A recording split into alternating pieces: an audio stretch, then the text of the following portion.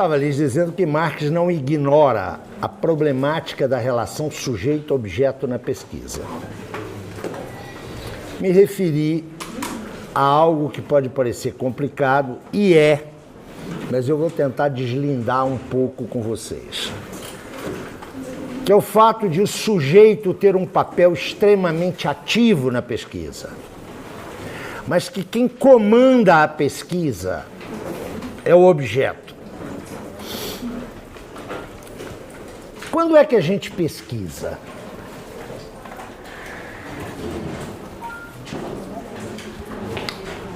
Quando é que essa relação aqui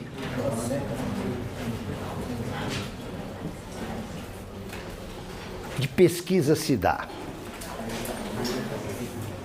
E eu agora pediria um pouco de atenção a vocês, porque é hoje tema corrente e recorrente nos cursos acadêmicos, e isso não é por acaso, sem razão de ser, a ideia da pesquisa. Já na graduação, se diz que há que estimular o estudante para a pesquisa. Quando é que a gente pesquisa? Eu acho que nós devemos distinguir com todo cuidado a pesquisa como iniciação de trabalho intelectual da pesquisa para produzir conhecimento. Quando eu faço essa distinção, eu não estabeleço uma fratura entre essas duas, digamos, modalidades de pesquisa. É impossível fazer pesquisa para conhecer se não se tem um aprendizado técnico da pesquisa, que a graduação, o ensino de graduação pode oferecer. Mas é preciso distinguir claramente técnica de pesquisa de processo e método de pesquisa, não são a mesma coisa. Há procedimentos de pesquisa que são comuns a qualquer tipo de atividade que visa ampliar a massa crítica. O tratamento bibliográfico, o cuidado com os dados, as atenções quantitativas. Eu não sei se vocês já tiveram a experiência exigente e maravilhosa de ler O Capital. Quem teve essa experiência sabe do absoluto formalismo que é a distinção entre pesquisa quantitativa e pesquisa qualitativa. O Capital é o quê? É pesquisa quantitativa ou é pesquisa qualitativa? Pensa-se em quantitativo quando se lembra das fórmulas do Capital. Se eu me engano, o Capital assenta todo ele em pesquisa quantitativa. Não existe pesquisa qualitativa séria sem uma base de dados quantitativos. Mas como quase sempre, os futuros e presentes cientistas sociais são horrorosos em termos de conhecimento das matemáticas, a ideia de pesquisa qualitativa passa a ocultar a incapacidade de trabalhar com dados. Uma formação de introdução à pesquisa tem que levar em conta os elementos quantitativos e qualitativos, os processos e técnicas, desde os processos, digamos, estatísticos, até os elementos de análise de discurso. Eu não quero me referir à qualificação para a pesquisa, a qualificação mínima, que aparece frequentemente nos chamados cursos de metodologia de pesquisa, que são absolutamente importantes. Eu quero me referir à pesquisa que produz conhecimento. Só se pesquisa em 3 condições. Uma delas, quase inexistente nos dias contemporâneos. É a primeira condição.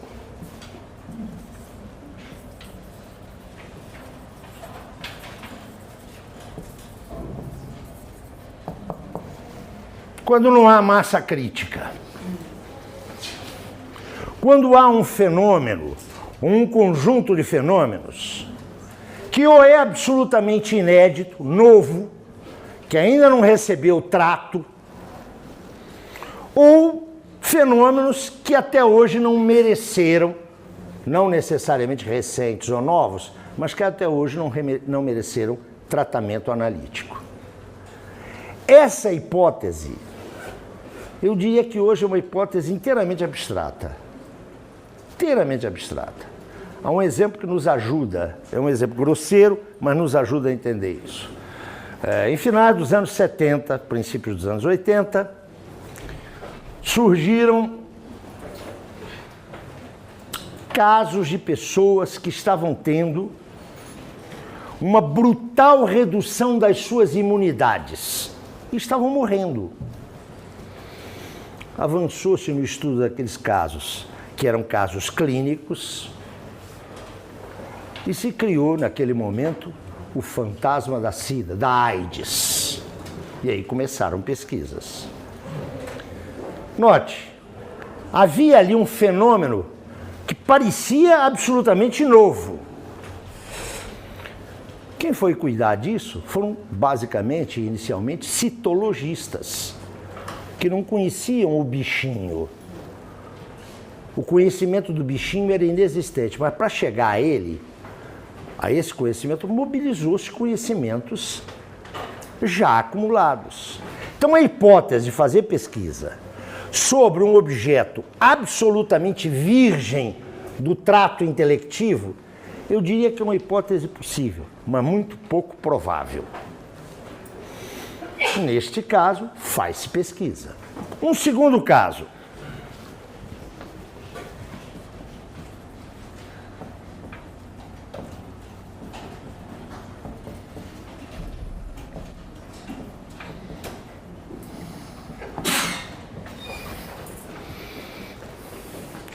Quando o acervo de conhecimentos existente é insuficiente para dar conta dos processos presentes, dos processos contemporâneos. Eu já mencionei aqui que todo o Marx, toda a teoria do Marx, não dá conta do capitalismo na entrada do século XXI. É normal isso. As teorias e concepções científicas têm limites históricos. O cientista infere tendências, mas ele não adivinha o futuro.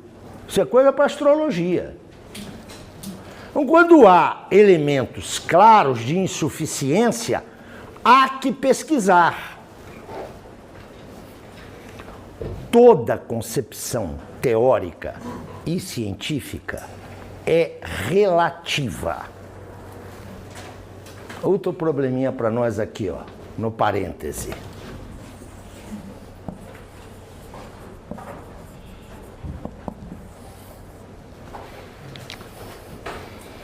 Uma coisa é trabalharmos com uma concepção da relatividade das teorias.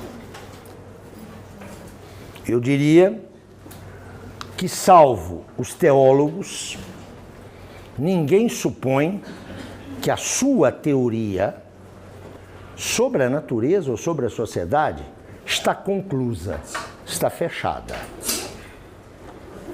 Eu diria que é uma conquista do pensamento moderno o reconhecimento dos limites históricos do conhecimento.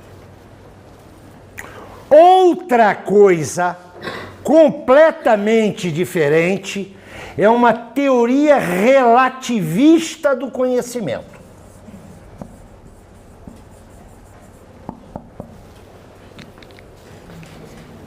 Atenção, cuidado com a similitude linguística.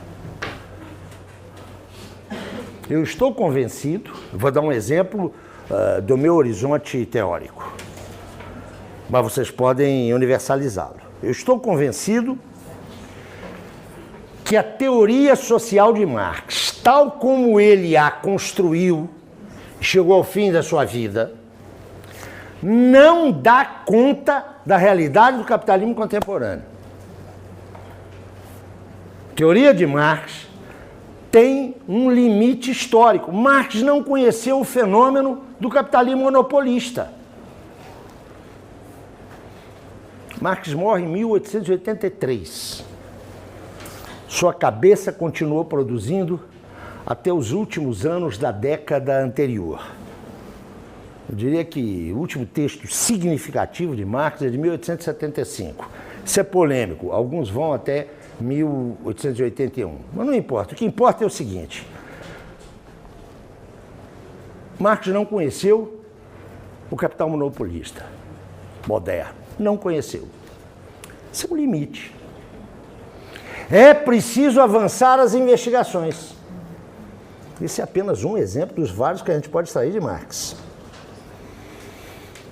Isso é levar em conta a relatividade do conhecimento teórico. Outra coisa é ter uma concepção relativista do conhecimento, que implica dizer o seguinte: além de ser limitado historicamente, eu não tenho nenhuma garantia da sua veracidade, eu não tenho nenhuma garantia da sua verdade. Qualquer conhecimento não é relativo apenas em termos históricos, ele é relativo em face do objeto. Notem, são posições inteiramente diferentes. O fato de eu considerar que a obra de Marx não dá conta do capitalismo contemporâneo não significa para mim que aquelas elaborações de Marx acerca da dinâmica do capitalismo não dão conta desta dinâmica. Dão conta dessa dinâmica, sim. Estão me fazendo entender? Essa distinção é um pouco sutil, mas eu acho que é importante que a gente a faça. Porque o relativismo domina hoje as ciências sociais, de cabo a rabo. Eu tenho essa teoria aqui, mas eu não sei bem se ela dá conta da realidade. A teoria com a qual eu trabalho dá conta da realidade, sim, senhor. Ela não é cerrada, ela não é fechada, ela não está conclusa, porque essa realidade é dinâmica e está em mutação. Entretanto, as suas categorias fundamentais ainda têm vigência. Eu quero dizer que é preciso ter clareza quanto a isso, porque a posição relativista leva a algo muito curioso. Eu nivelo a capacidade de me restituir à verdade, ou seja, de me reproduzir idealmente o movimento da realidade, dependendo da vontade metodológica de cada figura. Olha, eu uso o chamado materialismo histórico para analisar macrofenômenos. Mas quando eu tenho que estudar um não macrofenômeno, por exemplo, a família, o materialismo histórico já não me serve. Ou eu combino o materialismo histórico com as concepções freudianas. E para estudar, então, essa coisa complicadíssima, que é a menor unidade social, a menor unidade social é o indivíduo. Simples, não é? O indivíduo não é uma coisa simples. Bom, o materialismo histórico já não me resolve o problema. Eu vou precisar não mais de Freud, mas vou precisar de Piaget. Então, o caminho a que isso leva é o caminho do ecletismo. Eu pego aquilo que me interessa e tem gente que acha que isso é o cânone da teoria social hoje. O ecletismo parece que garante a abertura. Os marxistas são muito dogmáticos, são ortodoxos, só pensam a partir do seu referencial. É preciso abrir o referencial. O resultado é que quanto mais se pesquisa, menos se conhece. Mas voltemos cá. A condição em que se torna necessária a pesquisa é quando a massa crítica é insuficiente. Eu não vou conseguir compreender o monopólio contemporâneo me valendo apenas do Capital de Marx. Eu tenho indicações lá, mas ele não me explica esse fenômeno. Não me permite apreender esse fenômeno. Eu tenho que pesquisar. Essa massa crítica é insuficiente. Terceira condição em que se pesquisa.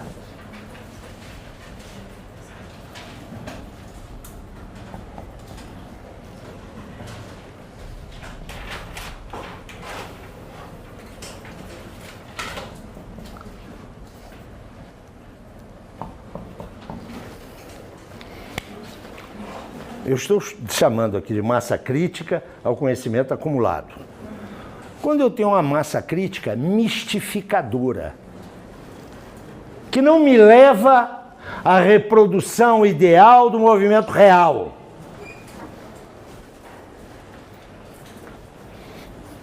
Uma massa crítica que, ao invés de me desvelar a realidade, ela me vela a realidade. Meus queridos, é só nessas três condições que se pesquisa para produzir conhecimento. Agora fica talvez clara a distinção que eu fiz aqui entre pesquisa como formação, treinamento de pesquisador e pesquisa que produz conhecimento. Eu brinco, mas é isso mesmo que eu penso. Eu já tive em várias bancas de avaliação de monografia de fim de curso. O rapaz ou a moça leu meia dúzia de livros, com cuidado, com atenção, escreveu um trabalhinho bem feitinho, mas não acresceu absolutamente nada de conhecimento de coisa alguma. Isso é importante como treinamento? É. O cara tem que saber como toma um texto, como valoriza uma fonte, como utiliza dados. A graduação, quando muito, permite isso. Ela não forma um pesquisador, nem ela é para isso. O mestrado, em princípio, é para aprofundar esses elementos e fornecer um instrumental de análise. Aí você vai numa dissertação de mestrado. O rapaz ou a moça estudou direitinho, pegou um fenômeno lá, buscou aportes numa bibliografia que foi selecionada com critério. Olha que coisa ótima, o cara fez um trabalhinho direitinho. Eu não saí conhecendo nada de novo. Pode ter sido novo para o estudante, é normal que seja assim. Agora a gente sabe como é que são as bancas, não é? Vocês já assistiram, já participaram. A gente faz lá o trabalhinho dele, honesto, importante e orientador. Depois dos elogios, no mestrado são 2 arguidores além do orientador. Os arguidores já disseram que tiveram um imenso prazer em ler. Não tiveram prazer nenhum em ler. Tanto não tiveram prazer que começam a cercear o número de páginas. Essa dissertação está muito longa. Trata-se de arguidor preguiçoso que não quer ler. Hoje, tese passa de 400 páginas, é um escândalo. Já tem programa determinando o número de página para mestrado e doutorado. Eu tive numa banca semana passada, na sexta-feira, onde o Chita apresentou uma tese de praticamente 700 páginas. E eu fiz questão de dizer, é desse tipo de tese que eu gosto. Teses amazônicas. Tese não pode ser em cima de uma ideiazinha, de um artigozinho. Mas é isso que se generaliza hoje numa universidade que está submetida ao fordismo intelectual da mais grosseira espécie. Já comentamos isso antes, não precisamos de voltar. Eu estou cansado de ver belíssimas reiterações, belíssimas repetições e as pessoas dizendo, eu aprendi muito. Achei sua tese, eu não aprendi nada, não tem nada de novo aqui. Uma coisa é a pesquisa para a formação técnica, que é absolutamente importante, mas não vamos confundir isso com produção teórica. Onde é que o Marx se enquadra? aqui e aqui. Quando Marx entra na vida intelectual, ele tem diante de si uma teoria social que já está constituída sobre a sociedade burguesa. Essa teoria começa a surgir no século XVII, que é quando ela recebe seu nome, economia política. Notem, não é economia, é economia política. O Capital não chama o Capital crítica da economia.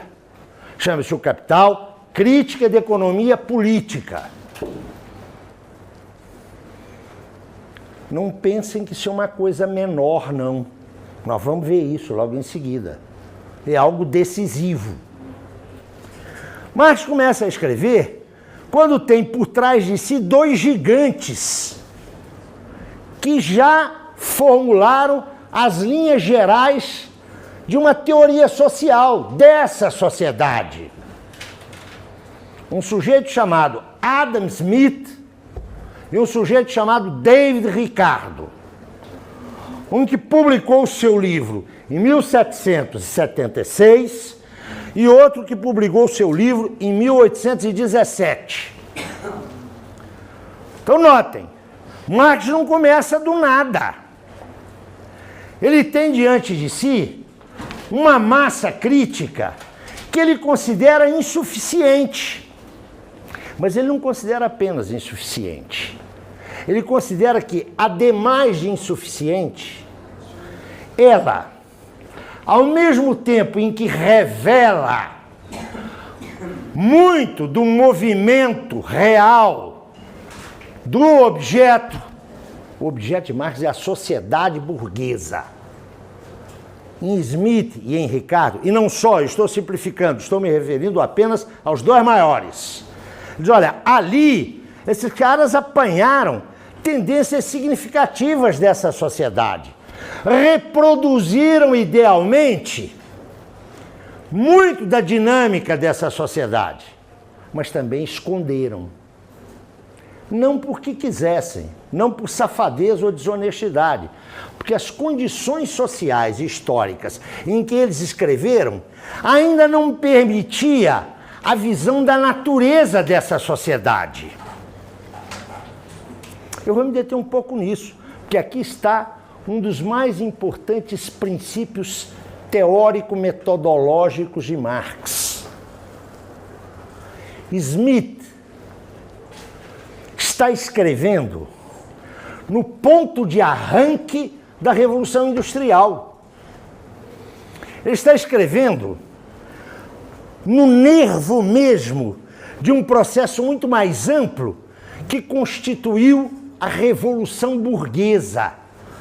A Revolução Industrial é um momento da Revolução Burguesa, que não é um processo que se esgota em 1688 na Inglaterra, em 1776 nos Estados Unidos e tem o seu verdadeiro paradigma em 1789 na França.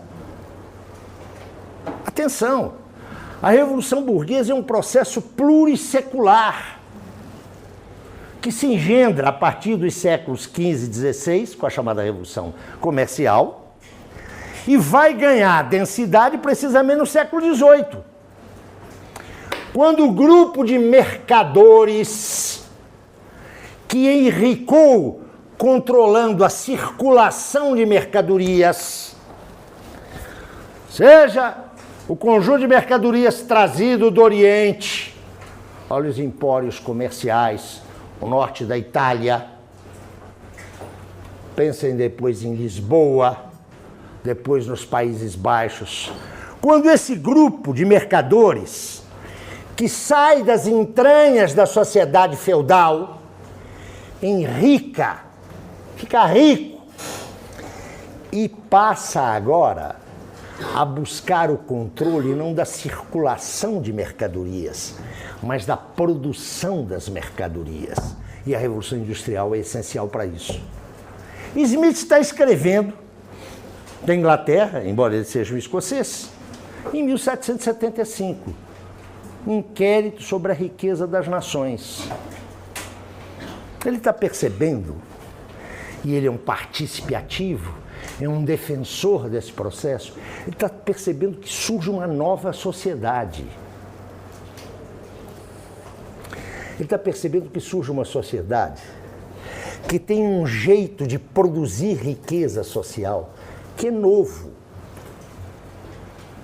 Está se transitando de uma sociedade onde a forma típica da riqueza é a propriedade imobiliária. Leia-se, a propriedade fundiária, o feudo, para um tipo de sociedade onde a forma típica da riqueza é móvel, é dinheiro, que ele vai chamar de capital. Um nobre francês do século XV não podia meter a mão no seu feudo, botar ele debaixo do braço e migrar para a América. Um burguês do século XVIII já podia fazer isso. A sua riqueza é móvel, é mobiliária, é o capital. Smith está olhando isso. Está vendo que isso é progresso. As máquinas estão aumentando a produtividade do trabalho. É possível produzir mais riqueza social. Mas ele está olhando o que está acontecendo com os trabalhadores. Um pauperismo absurdo. Um nível de exploração absurda.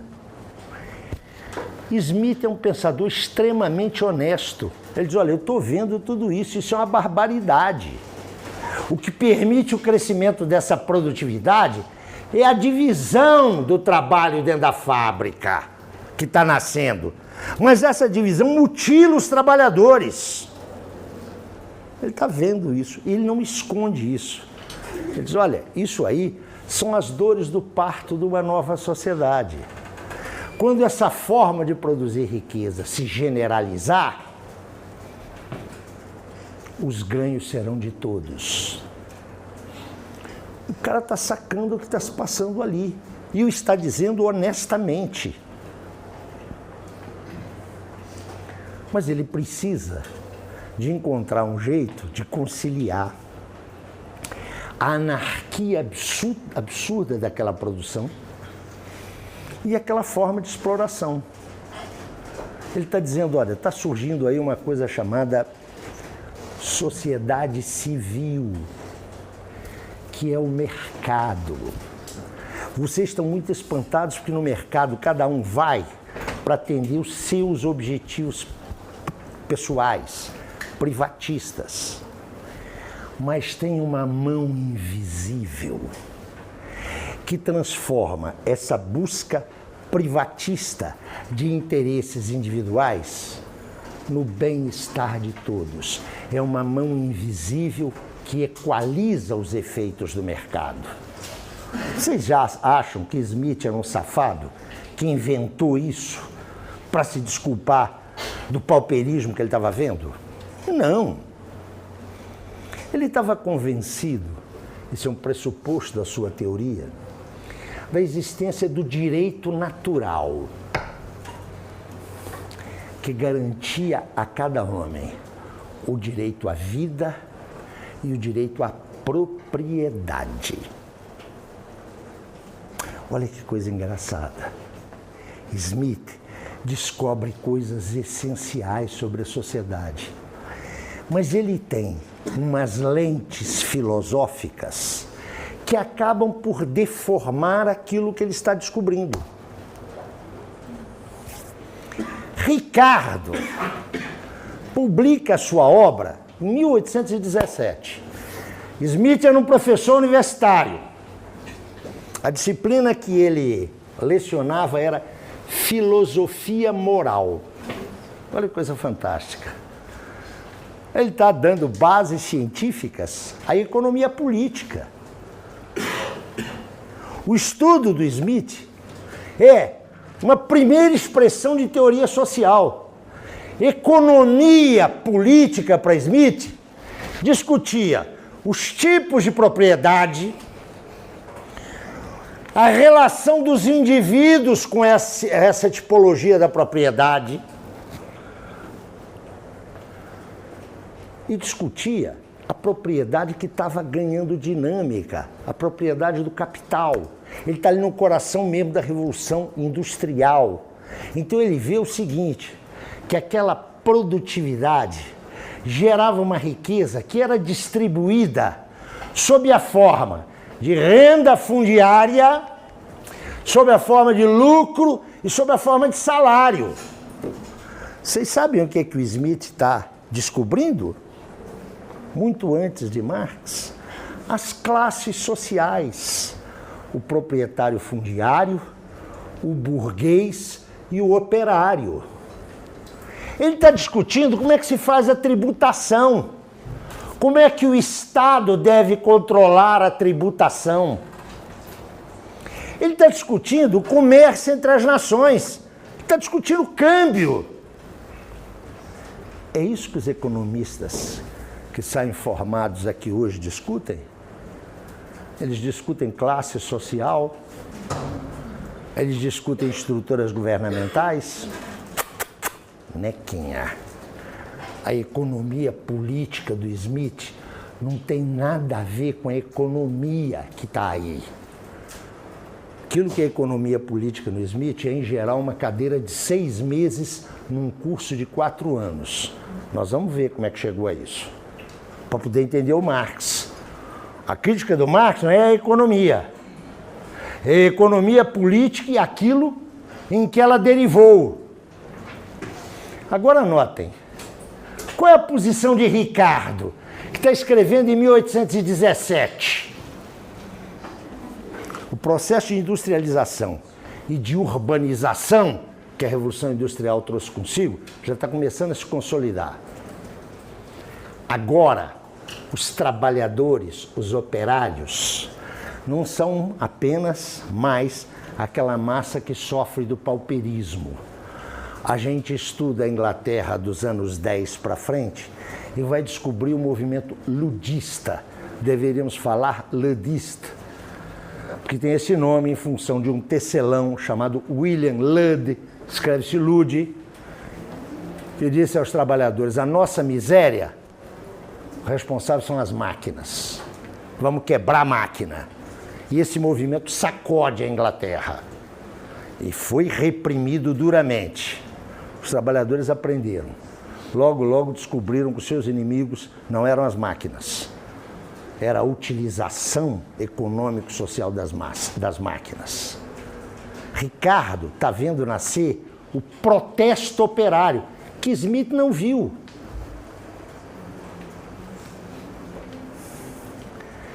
Ricardo morre em 1823. Ele não deixou nenhum documento autógrafo depois do livro dele. Mas como eu observei, ele era completamente diferente de Smith. Smith era um professor. Ricardo era uma figura fantástica. O pai dele era corretor de ações na Bolsa de Valores de Londres. Ele começou a trabalhar com o pai e achou o pai um cara muito conservador. O pai não estava sacando como é que se podia ganhar dinheiro com ações. Ele tornou-se um especulador. Ganhou dinheiro, enricou. Pois agora eu vou estudar. E estudar, notem, do ponto de vista da defesa da Revolução Burguesa. Publica o seu livro. Ele vai viver 6 anos mais. Ele vai morrer em 1823. Tudo indica que ele tenha começado a tirar conclusões socialistas da sua análise. Só indica, porque não há nenhum documento, autógrafo, que nos autorize a dizer isso. Mas atenção, os primeiros socialistas ingleses são todos ricardianos. Todos! E para quem conhece a história da economia política, ele lê aquele panfletinho de 23 páginas chamado Manifesto do Partido Comunista. Ali tem uma fortíssima influência de Ricardo. Ou seja, Marx, escrevendo a partir sobre isso, a partir de 1846, 47, Marx começa a ver que essa massa crítica é insuficiente. Mas, além de ser insuficiente, ela é mistificadora. Não tem nenhuma mão invisível do mercado. Por que Marx pode ir além de Smith e de Ricardo? Entre outras razões, e agora eu peço a atenção de vocês, é que quando Marx começa a pensar esse objeto, insisto, a partir de 45, 46, aquela sociedade que estava nascendo ao tempo de Smith, que estava se desenvolvendo ao tempo de Ricardo, agora ela está consolidada. Ela agora está consolidada. Estamos entrando na segunda metade do século XIX. Qual é a lição a extrair daí? Agora eu pediria a atenção de vocês. Tá caindo uma cachoeira aqui, professor. Tem que ver. Isso vai bagunçar tudo. Eu quero te dizer que os meus recursos analíticos para isso são rigorosamente iguais a zero. Não tenho nenhuma massa crítica a partir da qual... Ah, tá aí, né? A ferramenta é aquela lá, ó. Então vamos tratar de utilizá-la. Voltemos aqui. Marx está trabalhando com um objeto que está num estágio de desenvolvimento muito mais complexo do que aquele com o qual trabalharam Smith e Ricardo. Vamos ver se eu dou dois exemplos para vocês me entenderem. Um deles não é um bom exemplo, mas é gráfico.